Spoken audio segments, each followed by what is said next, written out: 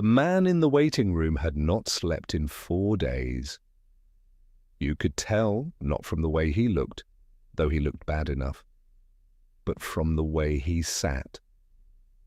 Perfectly still, back straight, hands flat on his knees, the kind of still that doesn't come from rest.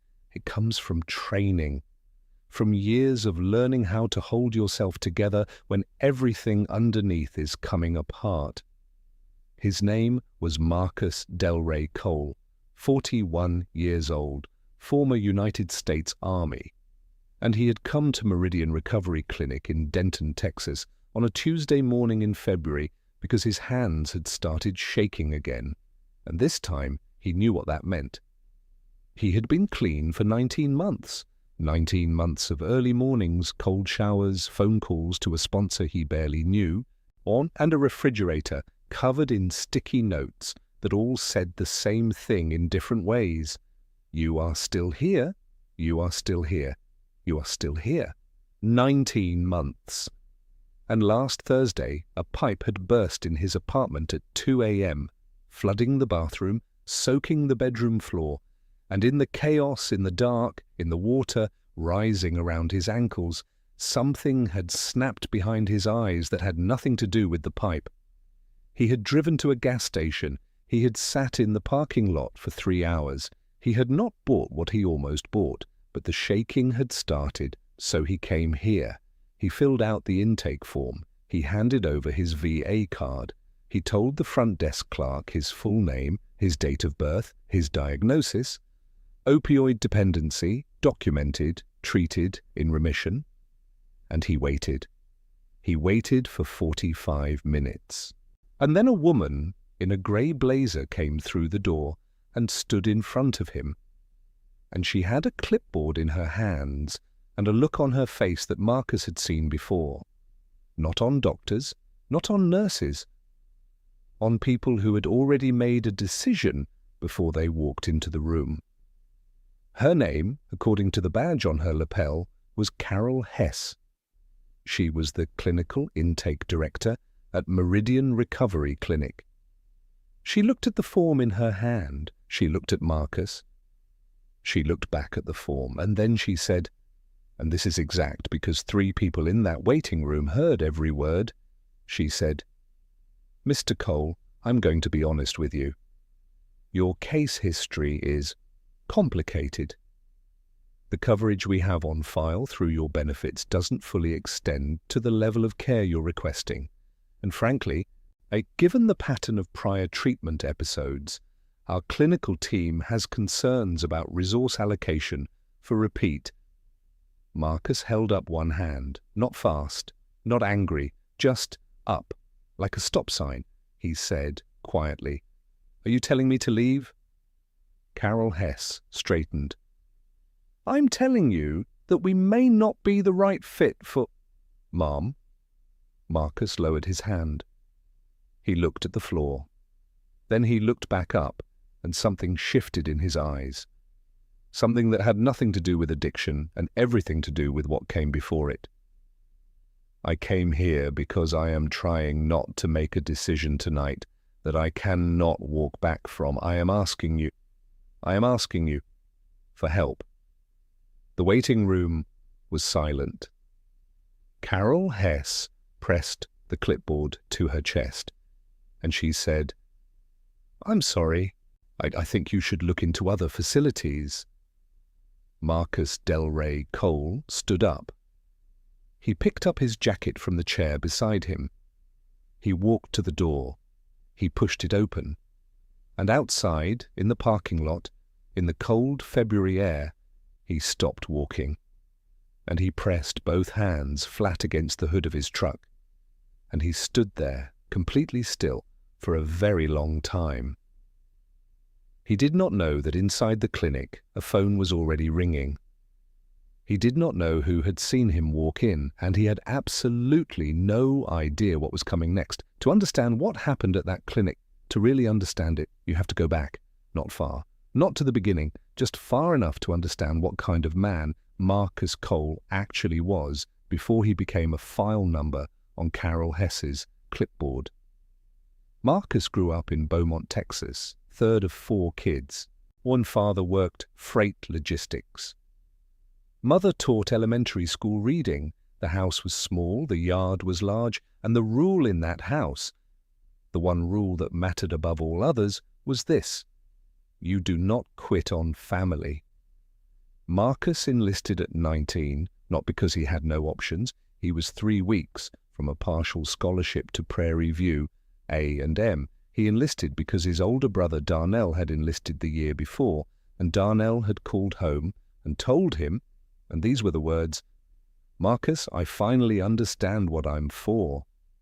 Marcus wanted to know what he was for. He found out faster than most. He completed basic at Fort Jackson in 14 weeks. His scores in tactical decision-making, land navigation, and psychological resilience put him in the top 3% of his cycle. His commanding officer, the hard woman named Captain Bridget Eumer, wrote in his evaluation, "Private Cole does not need to be told what to do when things go wrong. He is already doing it." That evaluation moved Marcus into a track that most soldiers never see. We are not going to say the name of the unit. The records, or the ones that exist, are classified at a level that requires a very specific kind of clearance to view. What we can say is this: Marcus Cole spent 11 years doing work that required him to be at different times, in places that officially he was never in, doing things that officially never happened, on behalf of people who would never publicly acknowledge he existed. He was in 3 countries in a single month once. He spoke 4 languages at a working level and 1 fluently, and he had a scar on his left shoulder blade from a piece of shrapnel that a military surgeon removed in a building that had no hospital designation, no address, no signage, no record. He was told explicitly multiple times, "You do not discuss the specifics of your service with anyone who does not already know them." He understood that. He accepted it. What he was not told, and what nobody sat down and explained to him, was what to do with everything he carried home. Marcus left active service at 31. He came home to Beaumont with a duffel bag, a handshake from a man in a dark suit, and a discharge folder that listed his MOS in the most generic possible language. He tried to tell his mother that he was fine. She was a reading teacher. She read people for a living. She did not believe him. But she made cornbread, and she held his hand at the table, and she did not push. He got a job with a private logistics firm. He met a woman named Destiny. They married 18 months later. He tried. He really, genuinely tried. The problems to be, and this is a problem that many veterans carry, particularly those who served in high-stress classified environments, is that the things Marcus had seen and done did not go away simply because his tour was over. They lived in his body. They lived in his sleep. He would wake at 2 a.m. with his heart running at combat pace and his hands already moving and no enemy in the room. And the absence of the enemy was, in its own way, worse than the presence of one would have been. At least the presence of one made sense. His doctor, a well-meaning civilian physician in Beaumont who had never treated a veteran in his life, gave Marcus a prescription. The prescription worked for a while. Then the prescription was not enough, and Marcus found other ways to make it enough. By the time Destiny left, and she left with every right to, because the man she was living with was not the man she had married, and she had a daughter to protect, Marcus was taking more than twice the prescribed dose and lying about it to everyone who asked. He lost the logistics job. He moved into a smaller apartment. He burned through savings, and one night, sitting on the bathroom floor of that apartment at 3 a.m., he looked at his hands. These hands that had done things he could not talk about, in places that did not officially exist. And he thought, I did not survive all of that to die on this floor. He called the VA the next morning. That call, that single act of choosing to call, began 19 months of genuine, documented, hard-earned recovery. therapy, group meetings, medication-assisted treatment under proper supervision. And for the first time since leaving the service, Marcus began telling a therapist, in broad strokes, in carefully chosen words, what he had actually experienced. Not the classified details, just the weight of it, just the shape of what it had cost him. His therapist, a woman named Dr. Priya Okonkwo at the Harrowfield Veterans Medical Center, wrote in her session notes, "Client demonstrates exceptional insight and willingness to engage, prognosis for sustained recovery, strong, contingent on continued access to structured support." 19 months. He had earned every single day of those 19 months. And then the pipe burst, and the shaking started, and Marcus Cole did exactly what every recovery professional in the world would tell you to do when you feel the ground shifting. He reached out before it became a crisis. He drove to Meridian Recovery Clinic. He sat in that chair with his back straight and his hands flat on his knees. He told the truth about where he was and what he needed. And Carol Hess told him to look into other facilities. What Carol Hess did not know, what was absolutely nowhere in the intake form she held in her hand, was that Marcus Delray Cole's military file had a special designation attached to it. Say, a designation that required a specific set of eyes to read and a specific set of clearances to understand. What she also did not know was that one of those cleared eyes happened to be in Denton, Texas that day, and that person had been sitting in a car in the Meridian Recovery Clinic parking lot when Marcus walked in. They had not been there for Marcus, but they had seen him, and they had recognized the way he walked. Her name was Director Lenora Ashby. She was 53 years old, and she ran the North Texas Regional VA office with the kind of quiet precision that made people who underestimated her regret it very quickly. She had a master's degree in public health policy, a background in military family services, and a younger brother who had come home from Fallujah and never quite come back all the way. That last fact was not on any official resume, but it informed everything she did. Lenora had driven to Denton that Tuesday for a scheduled site review of Meridian Recovery Clinic, a routine assessment of a contracted care facility under the VA's community care network. Meridian handled overflow addiction treatment cases that the VA system referred out. They received federal funding to do so, and Lenora's office had received 2 anonymous complaints in the previous quarter about patient intake practices at this particular location. She was doing the review herself because the 2 anonymous complaints had used almost identical language. That detail bothered her. She was sitting in her car reviewing documents when Marcus Cole pulled into the parking lot. She did not know his name yet, because what she saw was a man in a grey jacket getting out of a pickup truck, and the way he moved, the way he scanned the lot without appearing to scan it, the way he placed his feet, the particular quality of his stillness when he reached the door and paused before going in. Lenora Ashby had grown up around military men and women her entire professional life. She knew the difference between someone who had served and someone who had been trained at a level most people never reach. This man, whoever he was, had been trained at that level. She went inside 7 minutes after he did. She did not announce herself immediately. She held her credentials and stood near the side wall of the waiting area, watching. She saw the grey blazer. She saw the clipboard. She saw the way Carol Hess stood in front of the man in the grey jacket. And she saw, and in the tightening around Hess's eyes and the way she held the clipboard against her chest, the exact shape of what was about to happen. She heard every word. She watched Marcus Cole stand up. She watched him walk to the door. She waited 30 seconds.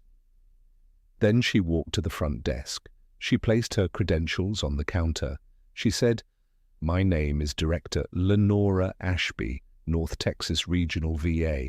I'd like to see the intake file you just processed for the veteran who left 30 seconds ago, and then I'd like to sit down with your clinical director." The front desk clerk looked at the credentials, looked at Carol Hess, who had not yet left the room.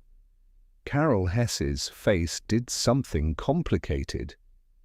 "Director Ashby," she said, recovering, "we weren't informed of a visit today." "No," Lenora said, "you weren't." Meanwhile, Marcus sat in his truck. He had not started the engine. He was not sure where he was going. The shaking in his hands had gotten slightly worse in the last 20 minutes, which he noted the way a soldier notes weather, as information, not complaint. His phone buzzed. He looked at it. A text from his daughter, Aliyah. She was 17 and lived with Destiny in Fort Worth, 45 minutes away. She texted him almost every day, which still surprised him every time because he had not earned that kind of consistency from her. The text said, "Dad, are you okay? You seem off this week." He stared at it for a long time. He typed, "I'm all right, baby girl. I had an appointment. Heading home." He put the phone in the cup holder. He started the engine. And he did not see the woman in the dark coat come out of the clinic's side entrance and walk quickly to the parking lot, looking for his truck, because she had asked the front desk clerk what vehicle the veteran in the grey jacket had driven. He was already pulling out when she raised her hand. He didn't see her. Back inside Meridian, Lenora Ashby had Marcus's intake form on the table in front of her. She read it once. She read it again. Then she looked up at Carol Hess, who was sitting across the table in the small meeting room with a measured expression that said she had rehearsed for situations like this. "This man's VA card," Lenora said. "Did you run his full file?" "We ran the standard insurance verification." "That's not what I asked." A pause. "The standard verification pulls benefit tier and coverage status, and which in this case indicated—" "What it indicated," Lenora said carefully, "is that this veteran has a code attached to his service record that requires a secondary authorization check before any coverage denial can be issued. Did anyone here perform that check?" Silence. "There's a reason that code exists, Ms. Hess. It exists because some veterans' records, due to the nature of their service, require a human review, not an automated one. Because the automated system does not have the clearance to read what is actually in the file." Carol Hess's composure held, but barely. "We follow standard intake protocol. If the system didn't flag it because the system isn't supposed to know what to look for." Lenora closed the folder. You turned away a veteran in a pre-relapse state who was asking for help before it became a crisis. I need his contact information, and I need a complete record of every patient turned away from this clinic in the last 6 months. Hess straightened. "I'm going to need to consult with our legal—" "You can consult with whoever you'd like." Lenora stood. "But that file is coming with me." She called her office from the parking lot. "I need a full pull on a veteran named Marcus Delray Cole. VA card number—" She read the number from the copy she'd made. "Run the secondary authorization and find me a current phone number." Her assistant came back in 4 minutes. When she heard what was in the secondary file, not all of it, it's because some of it was above even her clearance without a formal request, but enough. She stood very still in that parking lot for a moment. Then she said, "Find him." What nobody knew, not Lenora, not Marcus, not even Carol Hess, was that someone else had also been in that waiting room. A man in a blue fleece, sitting 3 seats from where Marcus had sat, scrolling his phone. He had been there when Marcus came in. He had been there when Carol Hess delivered her verdict. He had watched the whole thing And after Marcus left, and after Lenora went to the desk, that man had stood up, quietly, without drawing attention, and walked out to the parking lot and made a phone call. The call lasted 40 seconds. When it ended, he got in a silver sedan and drove north. His name was Ray Pruitt. He was not a veteran. Pommy had no connection to the VA, to Meridian Recovery Clinic, or to any legitimate healthcare organization. What he did have was a connection to a man named Dr. Philip Greer, who ran 3 private rehabilitation facilities in the Dallas-Fort Worth area, who had a contract with Meridian's parent company, and who had very specific reasons for wanting to know which veterans with unusual service designations were seeking addiction treatment. And those reasons were not medical. Dr. Philip Greer was not a bad doctor. That was the thing that made him dangerous. He was competent, credentialed, and genuinely skilled at treating addiction. His facilities, Greer Wellness Partners, with locations in Irving, Grapevine, and Mesquite, had solid outcomes data and decent staff. He had gone to Baylor College of Medicine. He had 3 published papers on dual diagnosis treatment in combat veterans. He had received a Regional Healthcare Innovation Award in 2021. He also had a second operation running underneath all of that. It had started small, the way these things always do. A pharmaceutical rep with a lucrative arrangement. A referral agreement with a law firm that specialized in disability claims. Then a data brokerage deal. Nothing that looked criminal on its face, where Greer's intake team identified veterans with high-value insurance designations and steered them toward extended treatment plans, billing for services that were either inflated or never fully rendered. The veterans with standard coverage were one thing. The veterans with special service designations were another thing entirely. But because those veterans were the ones whose records had secondary authorization flags, the ones who had served in places that didn't officially exist, those veterans often had benefit packages that were, by design, significantly more comprehensive than standard VA coverage, compensation for classified service, benefits structured to ensure that the government's obligation to these men and women was quietly but genuinely honored, regardless of how much of the work could be discussed publicly. Greer had learned about this through a former Army benefits officer who now worked for one of his referral partners, and Greer had spent 2 years carefully, methodically identifying which veterans in the DFW area carried those designations. Marcus Cole was on his list. He had been on the list for 8 months, but Marcus had been clean. Clean veterans with strong VA case managers don't fall easily into the kind of referral pipeline Greer ran. So Greer had been patient. And then Ray Pruitt's 42nd phone call told him that Marcus Cole had walked into Meridian Recovery Clinic on a Tuesday morning, shaking, and had been turned away at the door. Greer leaned back in his chair. He made 2 phone calls of his own. The first was to a woman named Sandra Lowell, who worked as an outreach coordinator for Greer Wellness Partners. Sandra had a warm voice, a genuine manner, and absolutely no idea that the referrals she made were being flagged for a reason that had nothing to do with clinical fit.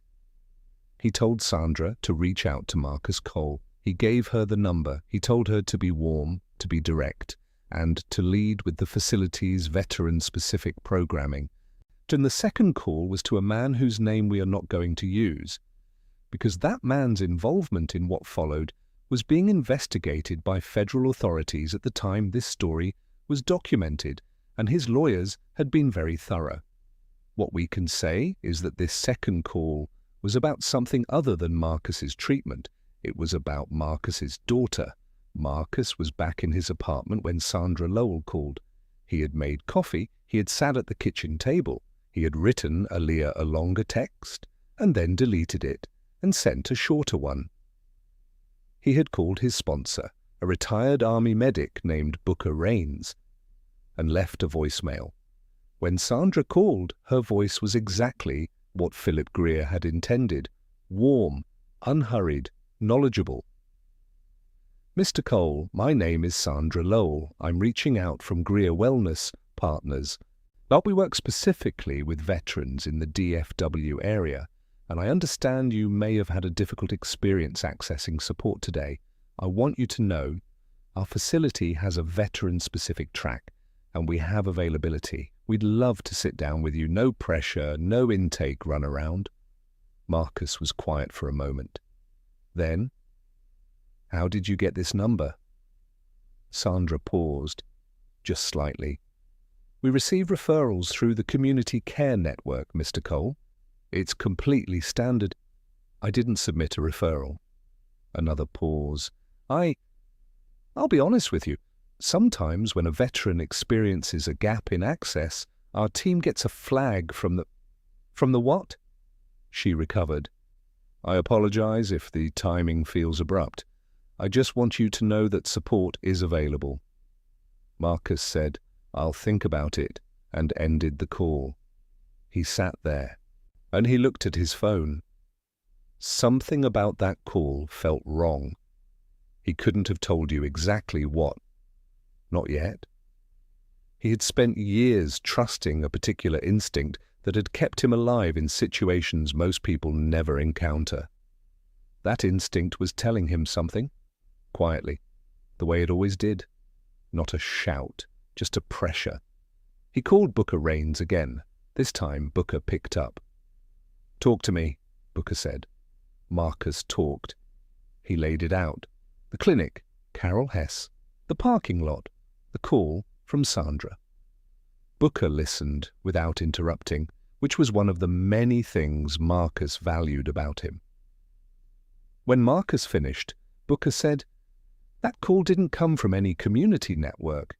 Community Care Network doesn't generate outbound calls same day from a gap in access. That's not how the system works."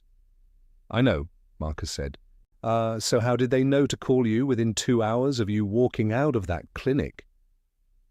Neither of them had an answer for that yet. Lenora Ashby's assistant reached Marcus on his cell at 4:47 that afternoon. Marcus almost didn't answer. He didn't recognize the number. But something, that same quiet pressure, made him pick up. "Mr. Cole, my name is Terence Webb. I'm an assistant in the office of VA Regional Director Lenora Ashby. The director would like to speak with you personally at your earliest convenience regarding your experience at Meridian Recovery Clinic today."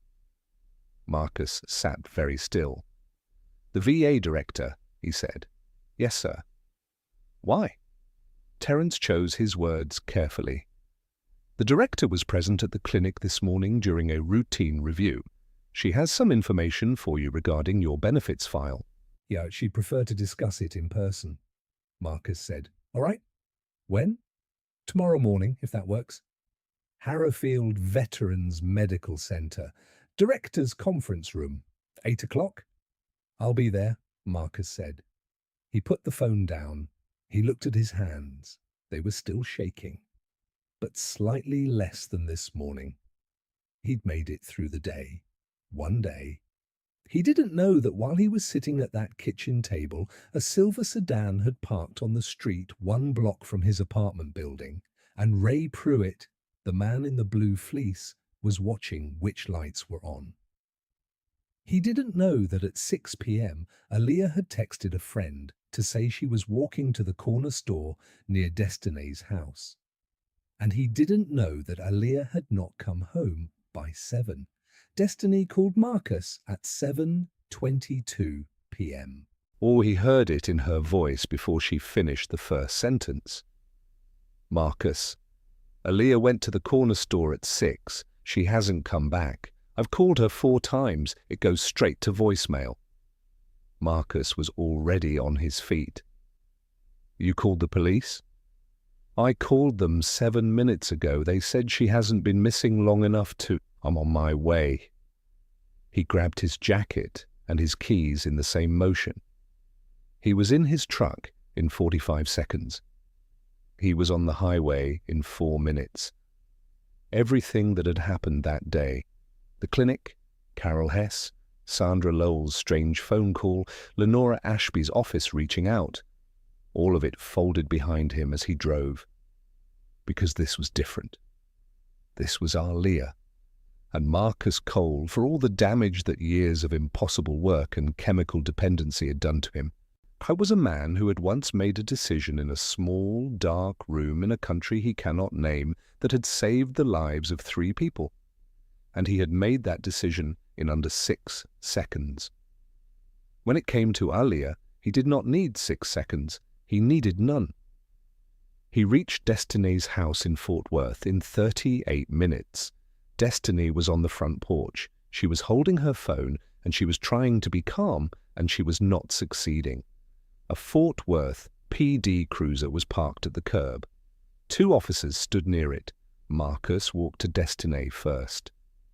"Tell me everything," she told him. Alia had left at 5:58. The corner store was 4 blocks away. She went there 3 times a week. Always the same route, always back within 20 minutes. At 6:40, Destiny had started calling. Nothing. Marcus looked at the officers. "Or anyone check the store's footage?" The older officer, a man named Reyes, said, "We've requested it. We're working on getting access to—" Marcus said, "That store has a camera on the east side of the building. It faces the alley.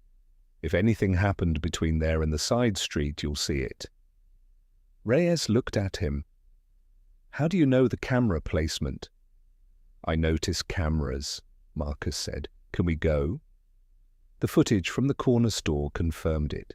Delray Cole, 17 years old, 5'4", wearing a red hoodie, had come out of the store at 6:09 with a bag.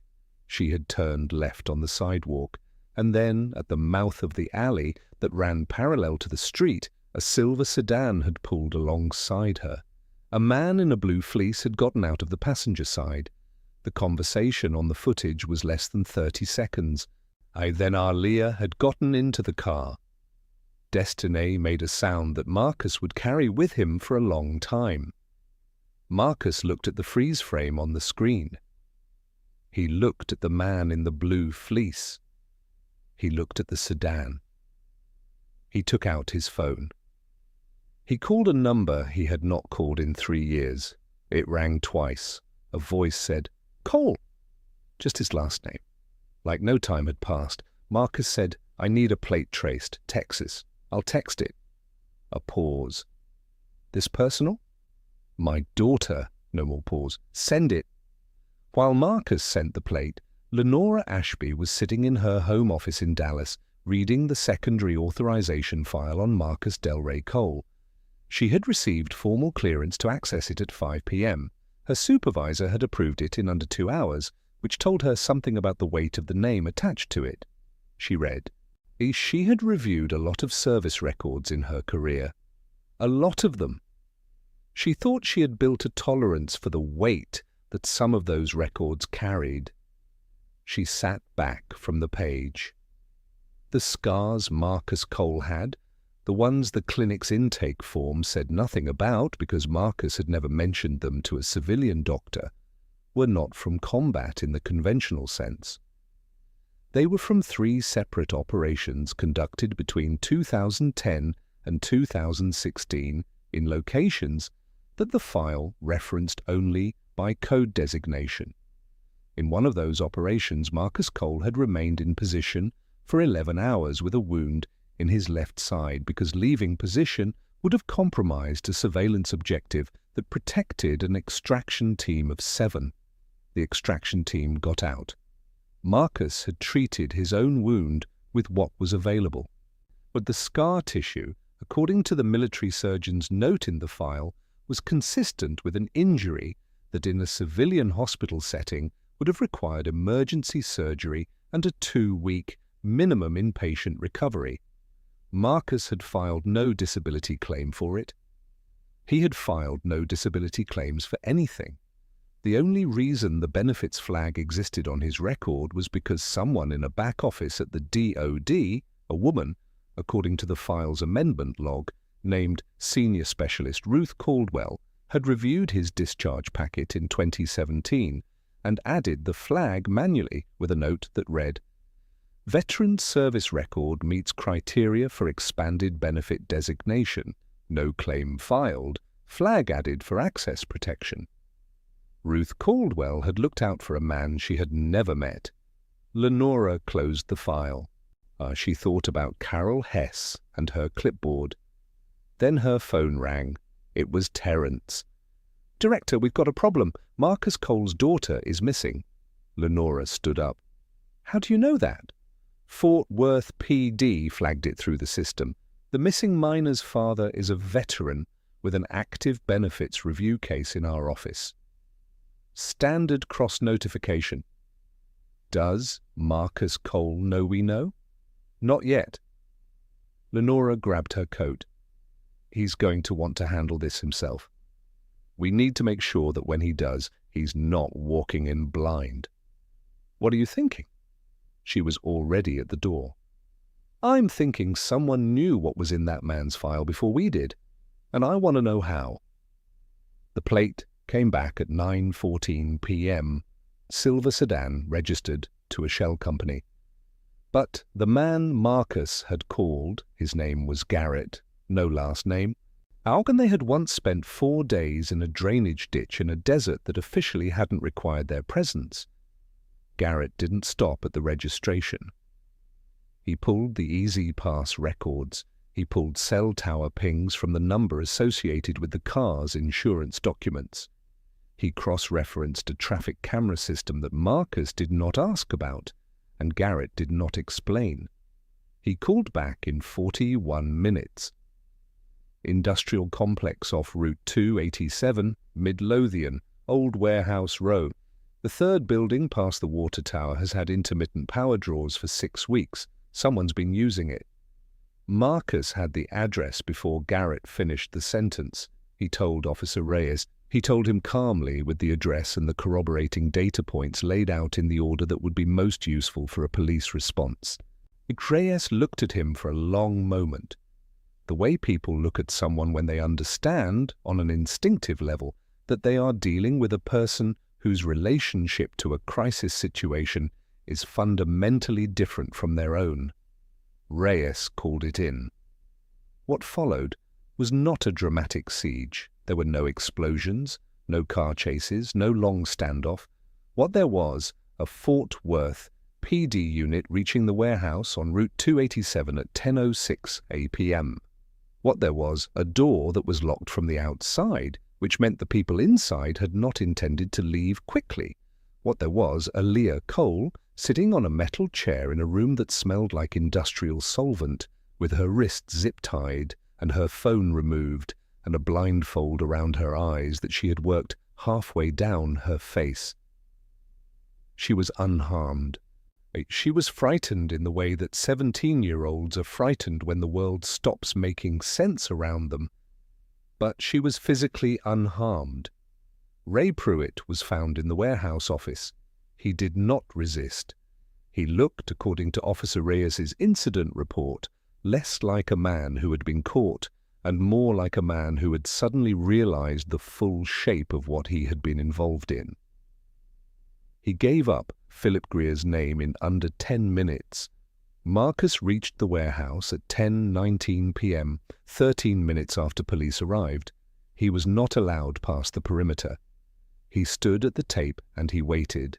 He stood the way he always stood, back straight, hands flat, completely still. Aaliyah came out wrapped in a police blanket, and when she saw him she ran, and he caught her, and he held her, and neither of them said anything for a long time. Destiny arrived 4 minutes later. The three of them stood in that parking lot in the cold. Not a family, not anymore, not in the conventional sense, but something. Something that was still there, still intact, still worth standing in the dark for. Marcus looked at his hands. They weren't shaking. At 11:30 that night, Lenora Ashby reached Marcus by phone. "Your daughter is safe," she said first. "I know, I'm glad." "Thank you," Marcus said. Mr. Cole, I need you to still come tomorrow morning, 8 o'clock. There are things I need to explain to you about your file. Things you should have been told a long time ago. A pause. Like what? Marcus said. Like what your coverage actually includes, what your designation actually means, and why a private facility operator had access to enough information about your service record to target you specifically. Marcus sat with that for a moment. How bad is it? He said. The situation with the clinic? The situation with Greer? It's being handled. But I want to sit across from you and I want to show you what's actually in your file. And I want to make sure that what happened today at that clinic, in that parking lot, never happens to you again. Marcus said, I'll be there. He hung up. Booker Raines had texted while he was on the call. You still standing? Marcus typed back, Yeah, still standing. He looked at the sky. He looked at his hands. He walked inside. Wednesday morning, 8 a.m., Marcus Cole walked into the Harrowfield Veterans Medical Center in a clean shirt. He had slept 4 hours, all which was 4 hours more than he'd expected. His hands were steady. The conference room was on the 4th floor. Lenora Ashby was already there, with 2 folders on the table and a cup of coffee waiting. She stood when he came in. She shook his hand. Thank you for coming, she said. They sat down. Lenora opened the first folder. She walked Marcus through his benefits file, the real one, the full one, not the automated summary that Meridian's intake system had been unable to read. She showed him the designation attached to his record. She explained in plain language what it covered. Emergency mental health treatment. Inpatient or outpatient, any qualified facility. No prior authorization required in a pre-relapse scenario. Extended substance abuse treatment, dedicated case management, housing support if needed. To a direct line benefits advocate assigned to him personally. All of it had been there for 8 years. Marcus looked at the page for a long time. Nobody told me, he said. I know, Lenora said. And that is something that my office has to answer for, and we will. The flag Ruth Caldwell added to your file in 2017 should have generated an outreach call. It didn't. That's a failure on our end, and I'm not going to dress it up.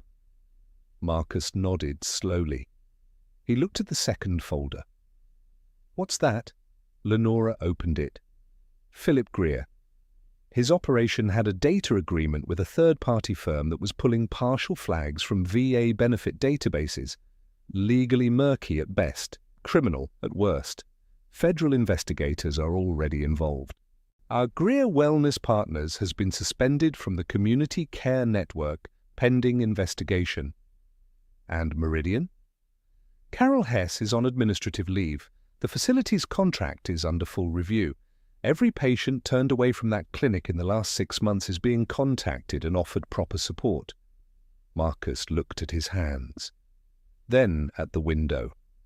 Then back at Lenora. I came in yesterday, he said, because I was trying to do the right thing before it became too late to do the right thing. And a woman with a clipboard told me to try somewhere else. Yes, Lenora said. She did. And then someone used my file, my record, what I did, what I can't talk about, to try to get to my daughter. Yes. Marcus was quiet. Then he said, I want to start treatment, the right kind, the real kind. I want a case manager. I want the access I was supposed to have. It's already being set up, Lenora said.